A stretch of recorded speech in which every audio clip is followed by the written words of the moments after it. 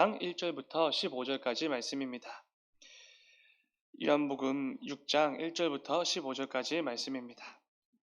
신약성경 152페이지에 있습니다. 요한복음 6장 1절부터 15절, 우리 이 시간 그 가운데 10절부터 15절까지만 한 절씩 교독하도록 하겠습니다.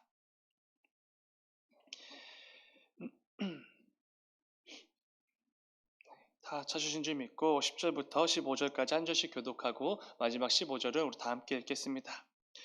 예수께서 이르시되 이 사람들로 앉게 하라 하시니 그곳에 잔디가 많은지라 사람들이 앉으니 수가 5,000명쯤 되더라.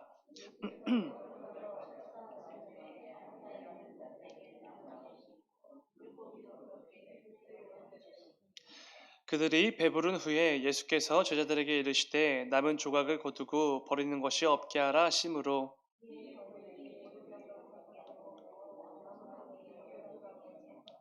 그 사람들이 예수께서 행하신 이 표적을 보고 말하되 이는 참으로 세상에 오실 그 선지자라 하더라. 그러므로 예수께서 그들이 와서 자기를 억지로 붙들어 임금으로 삼으려는 줄 아시고 다시 혼자 산으로 떠나 가시니라. 아멘. 잠시 기도하겠습니다. 사랑해 주님, 아버지 오늘도 이 새벽 예배 이 자리로 우리를 불러주시니 주여 진정으로 감사를 드립니다.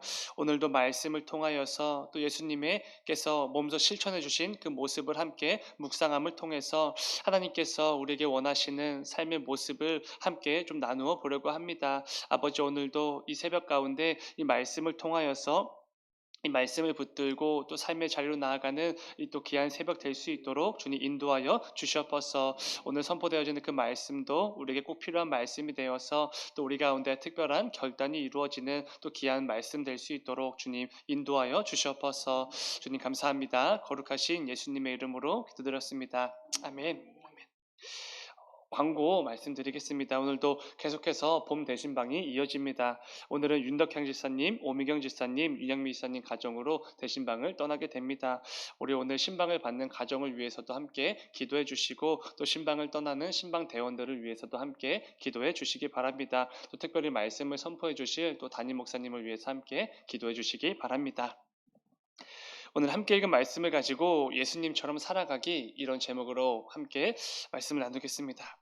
어제 새벽에는 이 동일한 본문을 통해 잘못된 목적을 가지고 예수님을 따랐던 사람들에 대해서 말씀을 나누었습니다. 그 목적과 이유가 어찌 되었든지 일단 예수님께 나아오는 일은 참 귀한 일입니다. 이것만으로도 칭찬받을 만한 상황인 것은 틀림이 없습니다. 그러나 잘못된 목적을 가지고 예수님께 나와 예수님을 따랐던 그 수많은 사람들은 자신들의 목적과 예수님의 목적이 전혀 다른 것을 알게 되자마자 곧바로 예수님을 떠나버렸습니다. 놀라운 것은 이들은 자신들이 그렇게 원하던 표적을 실제로 보았다라는 것입니다.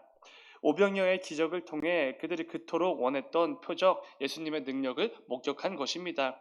그런데 그럼에도 불구하고 예수님께서 자신들이 원하는 육의 양식이 아닌 영적인 양식의 그 중요성에 대해서 계속해서 말씀하실 때 그들은 전부 예수님 곁을 떠나 버렸습니다. 우리에게 익숙한 오병이어 기적의 결과는 사실 어떻게 보면 참담한 결과라고 할 수 있습니다. 그러나 동시에 우리에게 이런 중요한 메시지를 줍니다.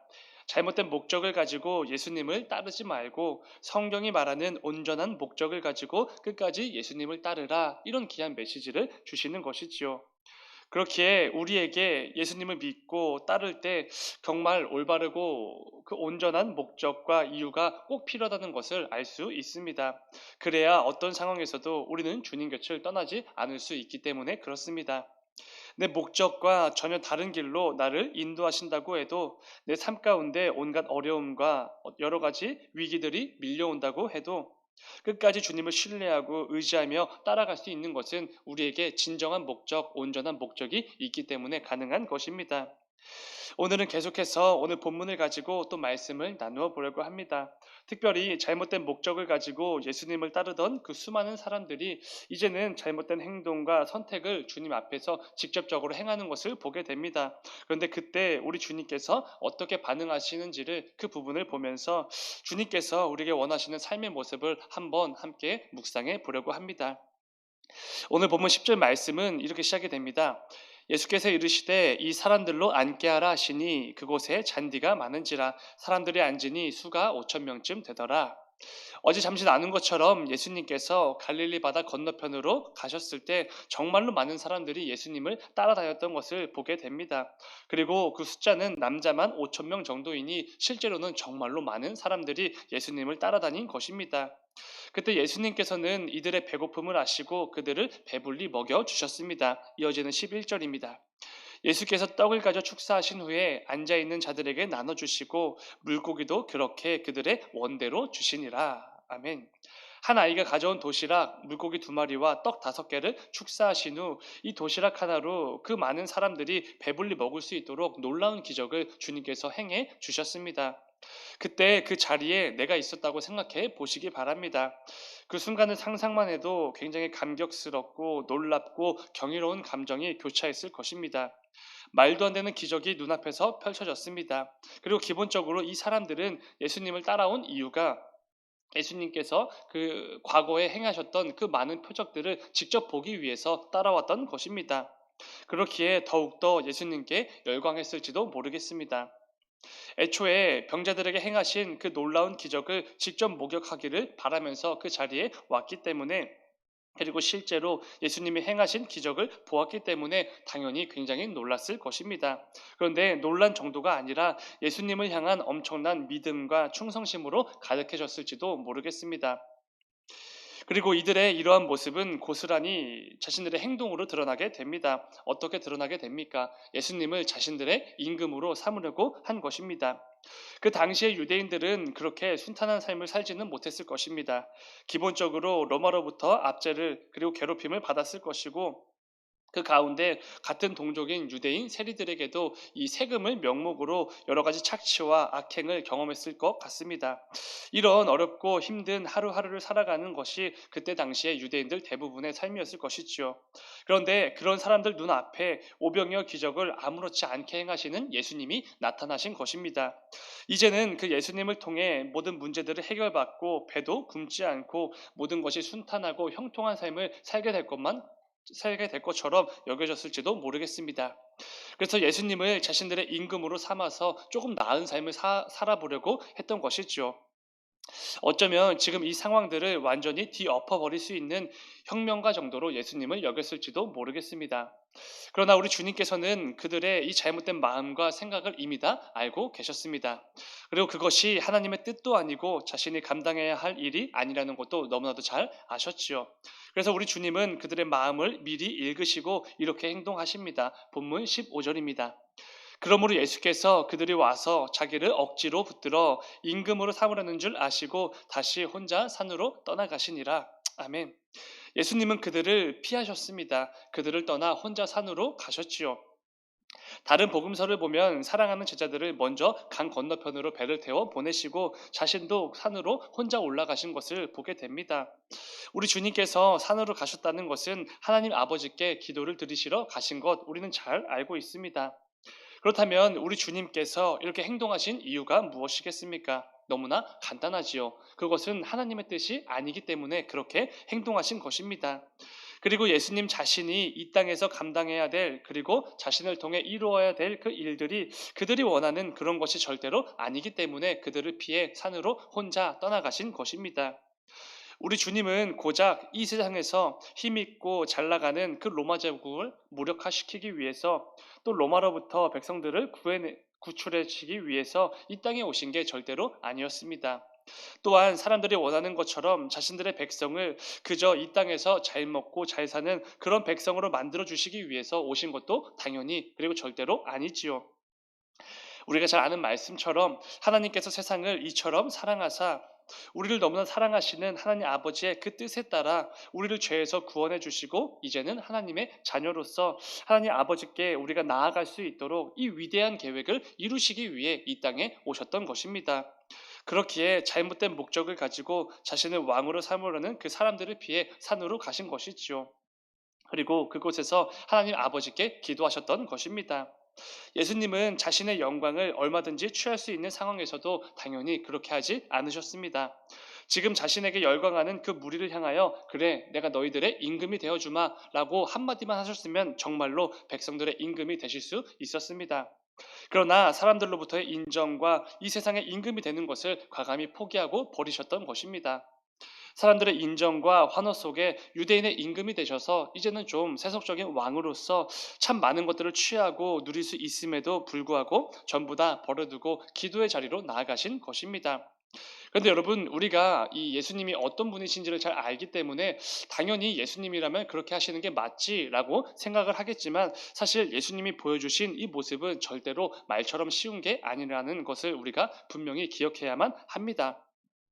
제가 군대에 있었을 때 이런 특별한 경험을 한 적이 있습니다. 저희 중대장님이 이취임식을 하던 날인데 제가 선임 소대장이었기 때문에 행사 지휘를 맡았던 기억이 있습니다. 그때 저희 중대원이 한 150명 정도였고 대대와 연대에서 온 사람들까지 합치면 한 200명 정도가 조금 넘었던 것 같습니다. 근데 그때 제가 내뱉는 구령에 맞춰서 200명의 사람들이 일사불란하게 움직였습니다. 그리고 제가 지휘하는 대로 200명의 사람들이 그대로 순종을 하게 됩니다. 여러분, 이때 제가 느낀 감정은 정말로 황홀함 그 자체였습니다. 소름 끼칠 정도로 뭔가 기분이 좋았습니다. 제 말 한마디에 수백 명의 사람들이 움직이고 멈추는 광경은 굉장히 놀라운 광경처럼 여겨졌던 것이지요. 그 많은 사람들이 저만 바라보고 제가 뭐라고 지휘하는지 제 입에만 온 집중을 쏟는 모습, 정말로 저를 황홀하게 만들었던 기억이 있습니다. 그런데 여러분, 제가 고작 한 150명, 200명 정도 사람들을 보면서도 이런 경험을 했는데, 근데 오늘 본문에서는 지금 예수님을 향하여서 열광하고 있는 사람들은 최소 수만 명의 사람들입니다. 예수님이 하시는 그 말 한마디에 온 집중을 쏟는 수만 명의 사람들이 있었던 그 광경을 상상해 보시기 바랍니다. 그런 상황에서 그 누구도 예수님처럼 행동하는 것은 쉽지 않았던 것이지요. 예수님께서는 오늘 상황을 마주하시기 전에 이런 말씀을 하셨습니다. 오늘 본문 앞에 5장 41절입니다. 나는 사람에게서 영광을 취하지 아니하노라 라고 우리 주님께서 말씀해 주셨습니다. 예수님은 오늘 본문에서 이 말씀을 몸으로 직접 보여주시며 실천하고 계신 것이지요. 사람들과 이 세상의 가치와 기준은 전혀 신경 쓰지 않으시고, 그리고 자신이 취할 수 있는 그 영광도 버리시고 오직 하나님의 뜻을 이루시기 위해 하나님의 영광을 위해서 행동하시고 말씀하시는 우리 주님의 모습을 분명히 볼 수가 있다는 것입니다. 중요한 것은 자신의 모습을 우리에게 보여주시면서 저와 여러분 모두가 각자의 삶을 돌아보고 점검해 보기를 원하고 계신다는 것입니다. 우리는 이 땅에서 취할 수 있는 이 수많은 영광들에 정말로 집중하며 살아가는 사람들입니다. 하나님이 취하실 영광보다 내가 취하게 될 영광을 더 신경 쓰며 살아가는 사람들이 바로 우리들일 것입니다. 그런 우리들에게 주님께서 분명히 말씀해 주시지요. 이 땅을 우리가 성도로 살아가는 동안에 무엇에 집중하며 어떤 영광을 기억하며 살아가야 하는지 분명히 말씀해 주십니다. 여러분, 우리가 잘 알고 있는 사사 기드온의 경우를 생각해 보시기 바랍니다. 사사기 8장을 읽다 보면은 기드온도 오늘 말씀에서처럼 예수님과 똑같은 상황에 마주하게 되는 것을 보게 됩니다. 사사기 8장 22절을 보면 이런 말씀이 있습니다. 그때에 이스라엘 사람들이 기드온에게 이르되 당신이 우리를 미디안의 손에서 구원하셨으니 당신과 당신의 아들과 당신의 손자가 우리를 다스리소서 하는지라. 기드온은 사사로서 역할을 정말로 잘 감당했던 사람입니다. 그 결과로 미디안으로부터 이스라엘 백성들을 구원해내는 위대한 업적을 세우게 됩니다. 그런데 그때 수많은 사람들이, 그러니까 백성들이 기드온에게 찾아와서 자신들의 왕이 되어서 우리를 다스려달라고 말을 합니다. 그러니까 요청을 한 것이지요. 예수님처럼 기드온을 자신들의 임금으로 삼으려고 했던 것입니다. 그런데 그때 기드온이 이렇게 대답합니다. 이어지는 23절. 기드온이 그들에게 이르되 내가 너희를 다스리지 아니하겠고 나의 아들도 너희를 다스리지 아니할 것이요 여호와께서 너희를 다스리시리나 하니라. 아멘. 내가 아니라 여호와 하나님께서 너희의 왕이 되실 것이고 너희를 다스리실 것이다, 이렇게 말합니다. 그런데 여러분, 놀라운 것은 여기까지만 읽다 보면은 기드온이 참 대단한 사사라고 느껴집니다. 예수님의 성품을 꼭 닮은 온전한 사람처럼 느껴지게 됩니다. 그런데 한 절만 바로 넘어가면은 말도 안 되는 반전이 일어나게 됩니다. 이어지는 24절. 기드온이 또 그들에게 이르되 내가 너희에게 요청할 일이 있으니 너희는 각기 탈취한 기고리를 내게 줄지니라 하였으니 이는 그들이 이스마엘 사람들이므로 금 기고리가 있었음이라. 아멘. 여러분, 뒤에 이어지는 말씀을 보면은 하나님께서 이 기도원의 이 행위가 그 가운데 어떤 올무가 되었다. 이런 좀 안 좋은 어떤 암시를 하는 말씀이 이어지는 것을 보게 됩니다. 앞선 말씀에서 기도원은 자신들의 왕이 되어주기를 원했던 백성들의 요청을 거절한 후 하나님만이 우리의 왕이 되시고 우리를 다스리신다 이렇게 말을 합니다. 그런데 곧바로 이어서 백성들에게 금을 요구하는 것을 보게 됩니다. 당시 미디안 남자들은 전부 금 귀고리를 착용하고 있었습니다. 그렇기에 금 귀고리만 모아도 엄청난 양의 금이 모일 수밖에 없는 것이지요. 그때 모인 금이 성경에 보면은 1700세겔, 오늘날로 환산하면 약 16억 원이 넘는 금액입니다. 여기서 알 수 있는 것은 기도는 물론 왕이 되어 달라는 백성들의 요구는 거절했지만 동시에 엄청난 재물을 백성들에게 요구했다라는 것입니다. 이것은 기도원이 온전한 마음으로 그러니까 오직 하나님께만 영광을 돌리기 위해서 그거 백성들의 그 요청을 거절한 게 아니라는 것을 분명히 알 수 있는 대목입니다. 하나님의 영광만을 위해서 행동한 게 아니라는 것을 분명히 알 수 있는 것이지요. 겉으로는 하나님께만 영광을 돌리는 것처럼 보였지만 속으로는 재물을 통해 자신의 영광을 취하려는 그 마음이 그 안에 있었던 것입니다. 이스라엘의 초대 왕이었던 사울은 이보다 한 걸음 더 나아가지요. 그는 대놓고 하나님의 영광을 자신의 영광으로 취하려고 했던 대표적인 인물입니다. 하나님의 인도하심으로 이스라엘의 왕이 되었고 그 후에 왕으로서 많은 업적들을 이루어 나갑니다. 그런데 그 모든 것들이 마치 자기가 잘나서 자기가 위대한 왕이어서 가능했던 것처럼 착각을 하지요. 그리고 끝내 자기 자신의 영광을 위한 기념비까지 세우게 됩니다. 철저하게 하나님의 영광을 버리고 자신의 영광만을 위해 살았던 사람입니다. 사랑하는 여러분, 오늘 말씀을 통해 꼭 점검해 보기를 원합니다. 나는 예수님처럼 말하고 행동하며 살아가고 있는지 아니면 기도원처럼 행동하며 살아가고 있는지 점검해 보아야 합니다. 혹 기도원보다 한 걸음 더 나아가서 내 삶 곳곳에 나를 위한 내 영광을 위한 기념비를 세우며 철저하게 이 세상의 영광, 나를 위한 영광을 위해서 살아가고 있지는 않은지 반드시 점검해 보아야 할 것입니다. 우리 성도는 이 땅을 살아가는 동안에 사람들의 인정과 또 내가 취하게 될 영광을 늘 생각하고 추구하는 사람들이 절대로 아닙니다. 이것은 철저하게 세상 사람들이 살아가는 방식이지요. 우리 성도는 이런 방식으로 살아가야 할 것입니다. 내 삶의 참된 주인이 되시고 왕이 되시는 하나님의 영광을 위해서 하루하루 살아가는 것, 이것이 우리 성도들의 삶이 되어야만 하는 것이지요. 그리고 오늘 말씀에서 우리 주님께서 직접 보여주신 삶의 모습이기도 합니다. 오늘 말씀을 기억하시면서 이 땅을 살아가는 동안 이 세상과 똑같은 방식으로 살아가는 것이 아니라 우리 주님께서 보여주신 그 모습을 기억하며 예수님처럼 이 땅을 살아가는 저와 여러분이 다 되시기를 주님의 이름으로 축원을 드립니다. 이를 통해 어떤 상황에서도 늘 하나님께서 기뻐하시는 모습이 무엇인지를 기억하고 늘 하나님께 영광이 되는 그 삶이 무엇인지를 분별해내며 오직 하나님의 영광을 위해서만 살아가는 우리 모두가 되기를 주님의 이름으로 축원을 드립니다. 잠시 기도하겠습니다.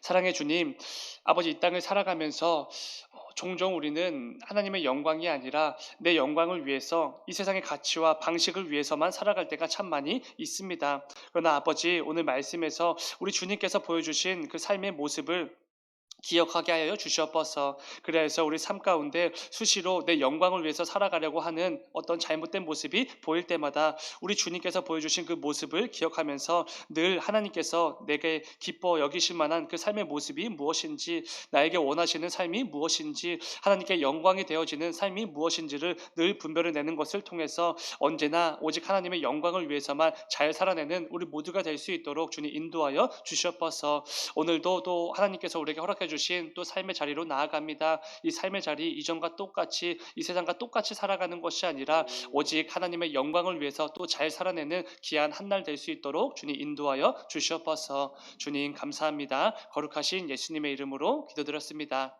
아멘.